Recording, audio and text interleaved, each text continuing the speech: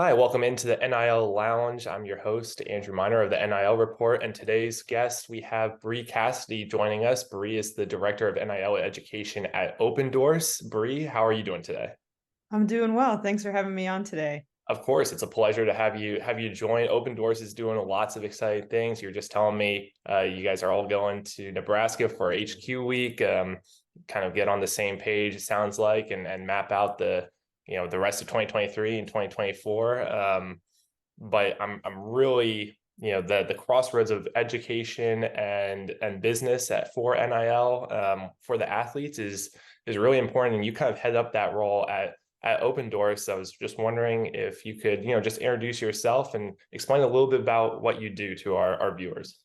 Absolutely. Well, again, just want to appreciate you having me on. As mentioned, my name is Bri Cassidy. I'm the Director of Education here at Opendorse.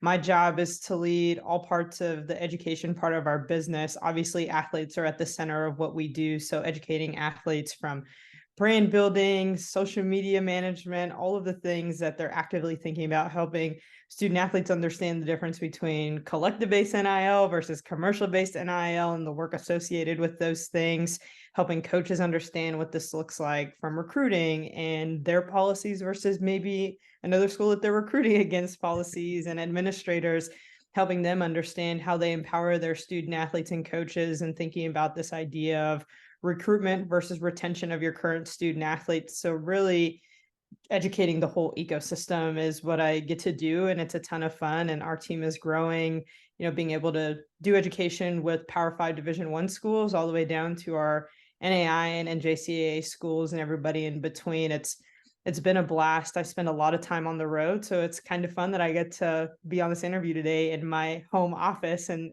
not somewhere else. But it's a little bit about what I do. I'm a former student athlete. I played softball at Nebraska. I'm originally from Southern California, so Nebraska was drastically different for me, but really enjoyed my experience, and that really led as the springboard for me to go into the world of college athletics, working in the world of administration, and ultimately landing me at Opendorse and the role I'm in now. That's awesome. I was going to ask about that journey because I know you played you're a catcher at Nebraska, played softball there for your career. What was the best part about that you know that experience, the student athlete experience, playing for Nebraska? And then what ultimately, how did you ultimately find yourself wanting to pursue administration to finding a role at Opendorse? Absolutely. It's always so funny when I tell people I'm from Southern California and that I went to Lincoln, Nebraska for college to play an outdoor spring Right. sport. Like, how in the world does that happen? But there's a couple things that I always go to. Number one was our coaches, our coaching staff. Being at a Power 5 Division I school, a lot of the conversations you have in recruiting, you're talking about championships and things that you can do as a softball player or another sport, like what your sport capabilities are, which absolutely is a part of the conversation when you're competing at that level. But at the end of the day, I'm playing a sport that I know I'm not going to be able to play professionally forever. And if I do, I'm not going to make the world's greatest money either. So there was this element of making sure that I found a coaching staff and an institution that was going to support someone like me in my journey. I was first generation. They knew that education was of importance to me, and really figuring out what life looked like after softball. Even though I was a competitor, I wanted to compete at a high level. But at the end of the day, they cared about the bigger picture, which I believe Nebraska does a phenomenal job of, being able to walk in and have different benefits like a training table, and to know that we're going to have the best meals provided to us every day, to having our nutritionists, to having our dedicated academic advisors and free study hall and free tutors and a free computer, like all of the different things that people often forget about in the day-to-day life of a student athlete. Nebraska always takes care of that, and they make sure they do a really good job of providing that holistic student athlete experience regardless of the sport you play. And my coaches were really kind of the icing on the cake and cherry on top. So really enjoyed that. During that time, initially I wanted to coach. First, I thought I was going to play softball forever. Number one, I was still living in that world. But then I wanted to coach, explored that a little bit. But then having a really great life skills advisor at the time, Ashley Stone is her name. She's actually an administrator at Oakland University now. We had this long conversation about being able to impact student athletes' journeys and just being on the other side of what I was being served. And she was like, Bri, you really care a lot about serving people in the way that you've been served all of your life. I could see this as a really great route for you to go down from a professional standpoint. And it really opened up my eyes. I never thought that that would be something that I would do. I didn't even know that it was a job until I was a college student athlete. So going into a master's program focused on athletic administration really opened my eyes to all parts of what college athletics looks like, and thought I would always be in an athletic department and climb that ladder. So it is a little bit different for me being on the outside and not being in an athletic department, but it's been really cool to still work with athletic departments all over the country where I feel like I haven't lost that connection. Yeah, definitely. So your senior season was 2019 at Yep. Nebraska, which is right before really the turning point, of course, COVID, and then the turning point of NIL being introduced to college athletes and being, quote unquote, legalized, right, by the NCAA. I'm sure there was a little bit of culture shock coming from California to Nebraska. Would you say that the same? How would you describe I guess maybe the culture shock of NIL being introduced? You were kind of one of those last athletes that was playing before NIL happened. How can you take your experience and compare it to what athletes are currently experiencing? Yeah, it's so crazy to think back what it was like then versus now, and thinking, maybe if I would have gotten injured or maybe would have redshirted 1 year, I would have hit COVID, would have meant a COVID year, which also would have meant NIL. So it's fun to draw that line. But nonetheless, I think the biggest thing is at the end of the day, these student athletes are still trying to get their degree. They're still trying to be the best they can on the field, and that hasn't changed. And I feel like that gets missed in the conversation all the time. So at the end of the day, they're still doing the same things on a day-to-day basis. But now, from my perspective, student athletes are given their rights to monetize off of their name, image, and likeness. Camps and lessons was something that I really wanted to do when I was a student athlete. And if I did, I couldn't create a flyer. I couldn't go out and post on social media and say, hey, come get catching lessons with Bri, come do hitting lessons with Bri. It would just have to be a word of mouth thing that people knew that I was open to doing those. And that is really difficult. So now just giving athletes that freedom of choice and freedom of monetization has been a massive game changer. And some student athletes have engaged and others haven't, just from an interest or an understanding standpoint. But it's been really cool to see the empowerment that's happening with student athletes. There's this next level ownership that's happening of student athletes taking control of their own brand, understanding and having conversations sooner about what they want life to look like, what matters to them, the brand that they want to build that's ultimately going to serve them for the rest of their lives. So I think it's just accelerated conversations and has forced student athletes to think about things a little bit sooner. And at the end of the day, they get to make money off of it. So it's kind of fun to think about all of that all in the same bucket. Yeah, that's pretty cool. How I wanted to kind of understand a little bit more how you would describe and your day in the life of your role, of what you do, working with athletes, administrators, collectives, even. What's kind of the day-to-day schedule of you, Bri? Yeah, I spend a lot of time on the road. So typically during the school year, I'm on the road on a different campus every week. So a couple weeks ago, I was at Oregon State. Then the next week, I was at Minnesota State, who's a hybrid D2, D1, having D1 hockey programs. And then the next week, I'm at a school like Providence, who's a Division I, but not a Power 5. And then I go to a Division III, a Hardin-Simmons in Texas. So I can be everywhere in a lot of different places and having lots of different levels of conversation. So that's typically what my weeks look like on the front end. And then a part of our role is also serving on the partner strategy side. So being a success manager for a select number of schools. So there's a handful of schools that I work with that are partners of Opendorse on more of an intimate basis to make sure that we're having those reoccurring monthly calls, that they're thinking about the right strategy. They know the most up-to-date compliance updates, that they're implementing all of the things that we're seeing that can help drive dollars to their athletes, boost up their efforts as a department publicly or even internally. So it's a little bit of that as well too, in addition to my actual education servicing part of my job with our schools that pay for Zoom education or in-person on campus education, and even really creating different ways. And it's fun because our company is all remote.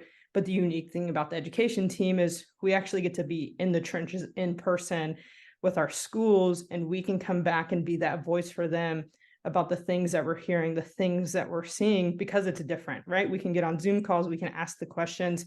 When you're there with the athletes, when you're there with the coaches, it's unlike any other. So it's fun kind of being that middleman to come back to our leadership team and say, here are the things that schools are actively thinking about, or come back to our team who is full of success managers and say, here are some things that this school is going to try that I think could work really well for other schools that we should be sharing with everybody. So that's a lot of what it looks like, especially during the school year.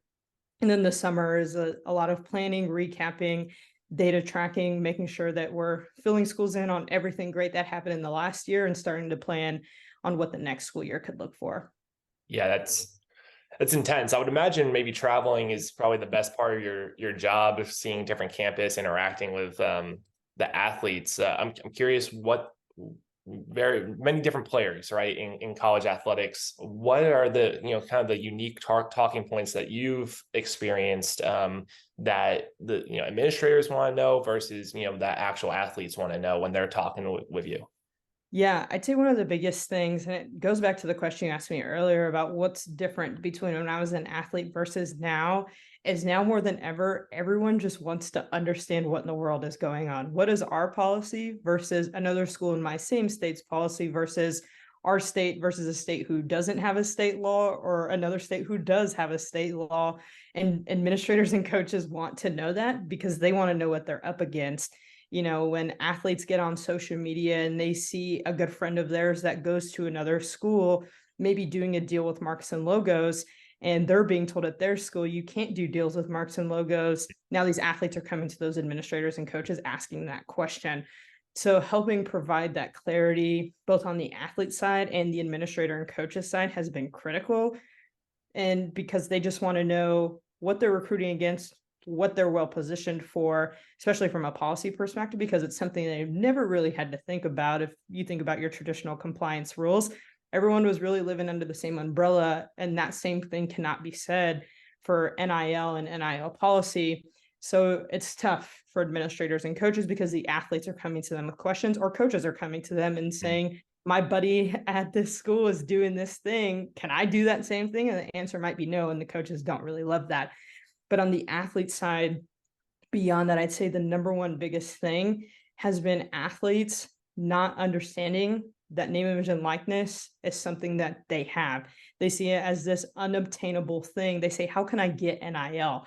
And when I hear that question, it makes me laugh. I'm like, do you understand what name, image, and likeness means? Like, you have a name, you have an image, you have likeness, you're monetizing off of that. So just really bridging that gap and helping them understand that it doesn't matter if you're a softball player at an NAIA school in the middle of nowhere, Kentucky, or you're a football player at Oregon State and you're the star running back. It doesn't matter. It's about how you build your name, image, and likeness and build that brand that you can turn that into opportunities for monetization. And that's really the biggest gap. You would think 2 years into this thing, athletes would have a really good understanding of what this looks like for them. But it blows my mind every week that I'm on a campus. So many athletes still feel like it's unobtainable. It's not for them if you're not a football or men's basketball player, or if you're not working with a collective. They think it's not even an option, which going into almost 3 years, it's crazy that we're still living in that world. Yeah, it's just wild. It's like, how do I get NIL? It's like, you have You NIL. have it. Congratulations, you have NIL. Right. That's wild. That's the biggest gap that you see out there, and especially as it develops into $1 billion industry, as you guys have, Opendorse has reported, based on your findings, going into year 3. That's absolutely wild. I guess, is that also the biggest? So would the biggest gap for administrators, coaches, just basically, hey, what can and can we not do? And then the players just like, just kind of wrapping their head around, hey, I can do this, or this is all I have to do. Yeah, I would definitely say that. It's been interesting to hear things coming out of the congressional hearings, and we're going to have another one coming up tomorrow, actually, which it'll be interesting to see what comes out of that. But coaches just want to know what they can and can't do to support their student athletes, what's real. That's another gap we're trying to fill, is helping coaches actually understand the data, what deals have actually been done, what dollars have actually made it to athletes' pockets versus not. It's really kind of the same thing for the athletes too. Here's what a brand deal looks like. Here's the expectations for a brand deal Mhm. versus maybe a collective deal for those athletes who are doing deals with the collective, and helping them understand those are two very different worlds. And that is a challenge that we're working to overcome from an education perspective, helping athletes understand the difference of working with the collective versus a commercial based deal that requires you to build your brand, to post on social media, to drive ROI for a business that maybe you don't necessarily have to do for a collective. So there's a lot of different things. But at the end of the day, it boils down to what this actually looks like and how easy it can be when you put in the work, because it's a common misconception for both administrators, but also the athletes too. Would you say that many athletes are just expecting collectives to kind of give them NIL deals and NIL money, and that's maybe where some of the confusion is, where they just think it's something they're supposed to be receiving and not really realizing how much deeper it goes? I think there's definitely not education happening around when they get a deal with a collective, what that means and why they're getting that deal versus a commercial based deal and why a brand would want to work with them. They might think, oh, I'm doing all of these deals with the collective. This collective is supporting me. They got me going out doing events in the community. I'm signing autographs, and helping them take a step back and recognize, well, yes, a collective may be paying you a certain amount for those things, but brands and businesses, when they invest in you, whether it's through in-kind compensation or whether they're actually investing cash, they're hoping to get some sort of return on investment at their marketing campaigns. There's business decisions being made. You can say the same for collectives, but it's very different from a commercial NIL standpoint. And I think athletes don't necessarily understand that all of the time because it's not being explained to them. So automatically they just bucket it all together and they think, holy crap, I have to build a brand. I have to post all these things on social. People have to know what my engagement rate is. There's all these different things that athletes have to think about on the commercial side that isn't necessarily being explained to them always. So that's a big gap that we're having to fill. Got it. Yeah, it makes sense. And Yeah. I'm very, very pro athlete trying to learn. I would always recommend from an educational piece, like learn how to go out, negotiate, prospect, cold call into businesses and Right. do things for yourself, because the collective well, so to speak, might dry up, whether that be donors not donating anymore, whether that athletes become employees and now the universities have to pay them and there's no need for collectives. What's your biggest number one piece of education advice to the athletes when you're on these campuses? What's something that you always it's universal, you always tell every single athlete, like, this is the first step, or this is what the highest piece of advice I can give you? Yeah, I always tell the athletes the power is in their hands to do whatever they want to do. And that could be Great. them owning camps and lessons. It could be them posting a lot on social media and promoting products on social. It could be being an entrepreneur and starting their business that they want to run long term and they want to capture an audience right now that'll help build that brand awareness later down the road. Whatever it is, own it. You have the power to own it. You're in a position where people want to work with you. So if you want to put in the work, the value and the opportunity can be massive. And I think they're not told that enough. And in most rooms, it really lights up some eyes of like, oh, I didn't know it was that simple, or I didn't even see myself doing something like that, or I didn't know that was an option. So it can be pretty fun and leads to some good conversation. Absolutely. From a school standpoint, as well as an athlete standpoint, but for the schools that you visit with, and you don't have to name names, but what let me rephrase this as I'm thinking in my head, but what schools that are having success with NIL, what are the main reasons for that? Like, how are those schools building their program and working with the athletes to have this NIL success, and is it translating to on court, on field success as well that you've seen? Yeah, it's a good question. There's this idea that we always talk about with administrators of before athletes help schools make money in a variety of ways, multimedia rights, selling tickets, all that fun stuff. And now schools that have shifted their mindset and understand that they're helping their athletes make money, those are the ones that are really capitalizing of how do I get more dollars in my athletes' pockets?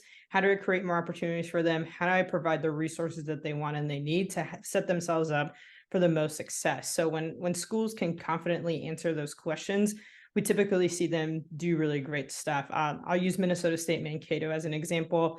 They're a Division II with two Division I men's and women's ice hockey programs. Okay. They've made more money than a lot of Division I schools have, honestly, without a collective. They have done a phenomenal job of empowering their student athletes to understand all of their options that are available to them. They help them get connected with folks in the local community and just help emphasize the fact that these are people coming to your games. These are folks showing up to the fan fest. These are people in the stands.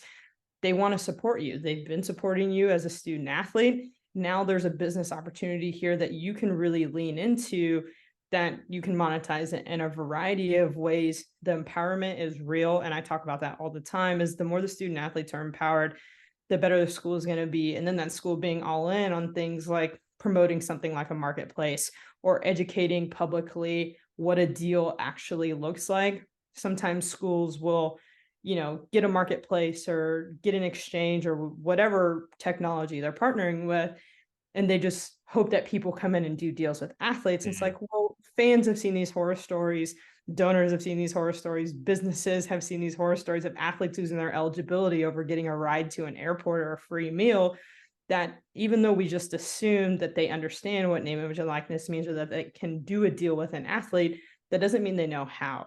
It doesn't mean that they know what it means to engage with an athlete. So the schools that do a good job of bridging that gap have been really successful in a variety of ways. And, it can lead to things like successful collectives, but ultimately having that holistic approach of empowering your student athletes, bridging the gap between the external stakeholders that are going to be doing deals with athletes, creates a really good world to live in. Making sure they know what, how you can do this and Right. that you can do this type thing. Yeah, that's really good. I would imagine Nebraska is very similar, especially with the volleyball day that obviously broke world records recently and everything that they do down there in Lincoln. It's really impressive. One thing I'd add to that is, in Nebraska, you see volleyball players being on the biggest stage and the whole world blowing up over volleyball day, which was amazing. But at the end of the day, those athletes are not afraid to connect with the community and do things that may be more impact driven versus compensation driven. And I feel like that's stuff that's often missed in the media. You have Kenzie Knuckles, who was on the volleyball team. She's not there anymore. She graduated, but was willing to put a video out on social media and say, hey world, did you know you can connect with me now? I'd love to do a video shout out with you, or maybe come to a practice or connect for somebody's birthday. She's not going to make a bunch of money. A collective is always going to pay her more. She's always going to make more by doing a bigger brand deal, but being able to have that human side and athletes being good about that human side and schools encouraging that, it's been really fun to see that for some of the athletes that are on the biggest stage doing really great things. They ultimately could work with anybody that they wanted to, but being able to realize, hey, these are people in my community that support me. It's important that I maintain those connections and focused on impact versus compensation, and just know the compensation is going to happen on the back end. Yeah, NIL success that I've seen at least has been when athletes are authentic with their audience and they do the things that mean a lot to them. And if there's not a lot of money on the opposite side of that for them, so be it. It's right, 100%. That's why I always encourage as well. Like, just go do something that you want to do. I think the world is wide open for any athlete in terms of, like, it's your oyster. You can kind of do whatever you want, like do cool things. And if there's not like a lot of money to be made, like, just go and do it, see what happens and build and have fun with it is something that I always, try to communicate. So it's really interesting. Absolutely. I was just going to ask, of the players that you've worked with, what are some of the most unique or coolest NIL deals that you've seen, and been a part of? Maybe not you yourself connecting or whatever, but that you've worked with people and then you've seen them do some really cool deals. Yeah, there's so many. We could probably spend a whole hour together talking about all of the different things that I've seen. There's one in particular, I think of a deal that Opendorse managed from a campaign perspective with Degree, and it was a walk-on campaign. It was so cool to hear those student athletes' stories of the power of being a walk-on and what that means to them, and then being able to do a big deal with a big brand like Degree. People aren't talking about the walk-ons doing NIL deals. So it's cool to see a brand be directly focused on a specific population and then hearing those athlete stories on the other side. It's really cool to hear things like that. Or I think of it's a story that we always share. There was a volleyball player at Oregon, and we went there for a campus visit, an education visit, and we just asked, like, hey, like, you do a really great job with Opendorse, like, why have you been all in? And you're a volleyball player, Oregon, there's naturally an elevated brand there, but the work that the student athlete had done was unreal. And she shared with us the fact that she lost her parents at a young age. She had to take care of her siblings, that she had to live in a car for a while and really be kind of the caretaker for them. And ultimately, NIL provided a way for her to grind, build a brand, and make enough money to buy her own car.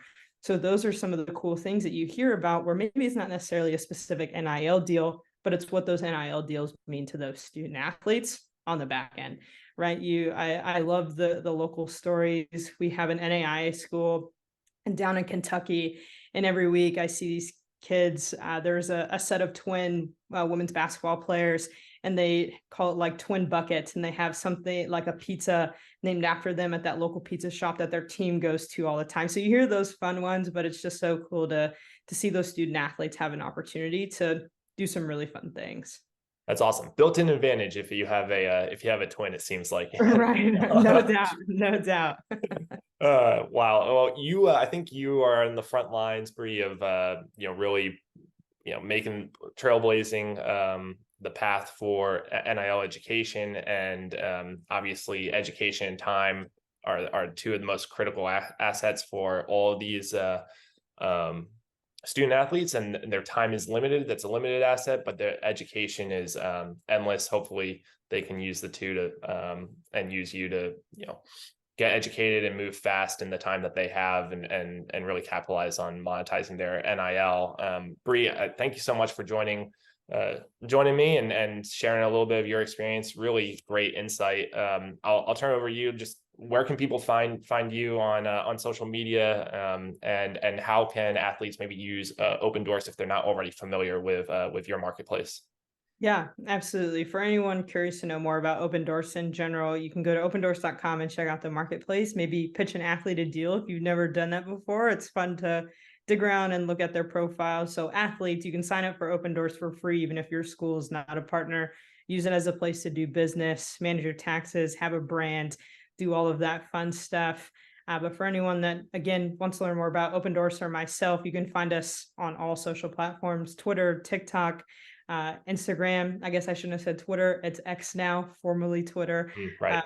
And then on our website, biz.opendorse.com has a ton of great stuff. But our Opendorse profiles at Opendorse, we're always posting a ton of data. I always try to share stuff on my personal pages. If you just search Bri Cassidy, I try to highlight different on-campus visits that I'm going on, or the stories of student athletes and the fun things that we're doing. And always happy to answer any questions. So really appreciate the time, and thank you for the work that you're doing in the space. Of course. Thank you for joining, and good luck this week, and good luck for the rest of the year moving forward. Appreciate it. Thank you.